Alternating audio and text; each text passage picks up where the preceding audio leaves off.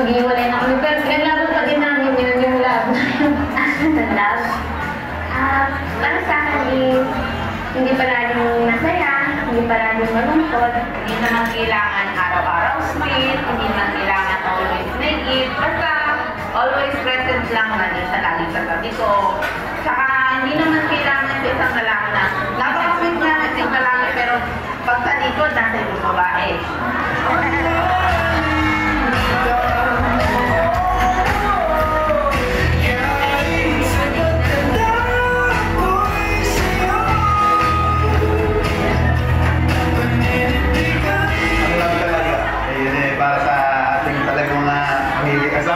Minsan ay nag-aaway, talaga kasama sa buhay na ganyan. Pero yung love, andun pa rin talaga. Hindi tayo habang buhay siguro, tayo panindigan para sa kanya. Parang love, siguro lang naman.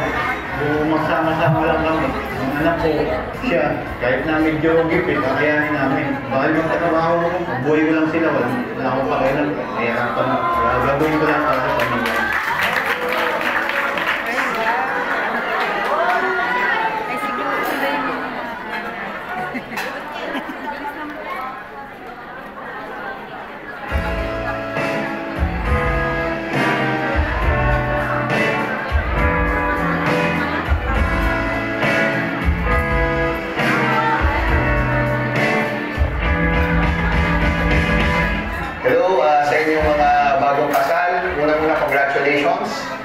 Sa milestone sa inyong buhay kay Maronito at nais ko lamang idagdag siguro na ngayon na kayo ay magsasama na bilang mag-asawa.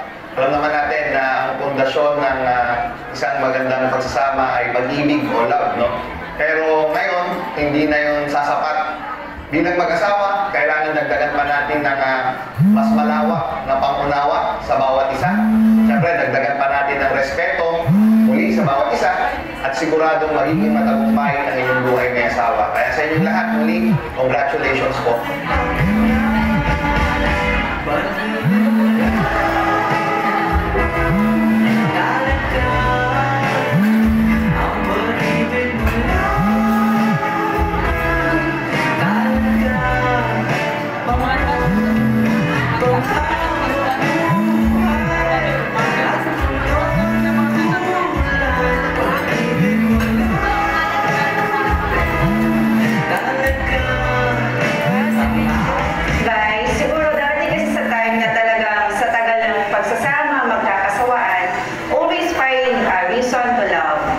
So, every day, look for something na bago sa kanya and go on a date. Because important rin sa isang relationship, yung may time kayo para sa isa't isa.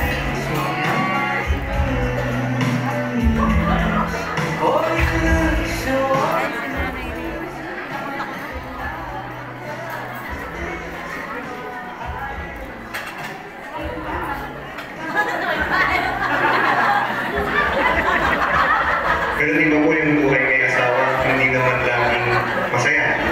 No? Meron din mga times na meron kayo hindi mapagkasunduan. At pag nangyari po yun, syempre ang request po namin sa inyo, lalo na po mga ninungatinan po ninyo, ay agad-agad po ninyong pag-usapan yung hindi po yung pagkakaunawaan. Nang sa ganun,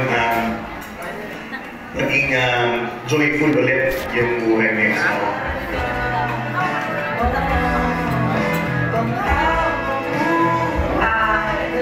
Everything about you because tinuro sa akin kung paano magmahal na walang pinipiling oras, walang pinipiling araw, and for his sacrifices sa family. So, love is everything about you. Because he's love. He's my love. Ako naman, siguro love is, it comes in a perfect time. So sa akin nga, nung niligawan niya ako, that was the perfect time. Then, biro lang. So, syempre, nung matagal naman na kami magkakilala, but we discovered na kami pala, medyo matagal din. Actually, years. So, that was the perfect time. So, love for me is the perfect time.